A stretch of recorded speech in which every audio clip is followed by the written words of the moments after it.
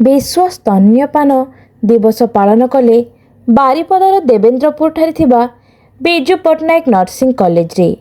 आज अपराह्न 2टा समय रे विश्व स्तन्यपान दिवस पालन करने सहित सचेतनता स्लोगान दे शोभायात्रा बाहरी थिले, जहाँकि अगस्ट मास 1 तारिख रु 7 तारिख पर्यंत एही विश्व स्तन्यपान दिवस पालन सह सचेतनता वार्ता दिया जाए। एहार उद्देश्य माँ माने निज जन्मजात शिशु प्रति अवहेला करी निज क्षीरपान न करिबा, डबा क्षीर प्राधान्य देवा पसंद करती, जहाद्वारा शिशु मानक पुष्टिहीनता, मिलमिला, एलर्जिक भली रोगरे पीड़ित हुअन्ति। तेणु माँ क्षीर अति कम रे 6 मास खुआइबाकू डाक्तर परामर्श देउछन्ति। एही विषय नहीं कॉलेज रे एक सभा आयोजन होइथिला।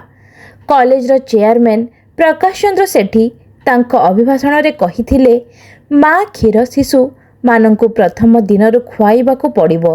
माँ रो प्रथम क्षीर बा कस क्षीर निश्चित खुआइबाकू अनुरोध, कारण सही प्रथम क्षीर रोग प्रतिरोध और वैक्सीन भली काम करे, जहा फल रे शिशु सुस्थ, निरोग, बुद्धिमान और माँ शिशुर संपर्क दृढ़ीभूत होइथाए।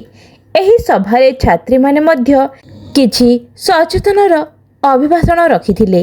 शेषरे छात्री मानक मध्यरे जीके डिबेट, पोस्टर कंपटीशन करा जायथिला एवं मंचरे पिला माने नृत्य संगीत करिथिले।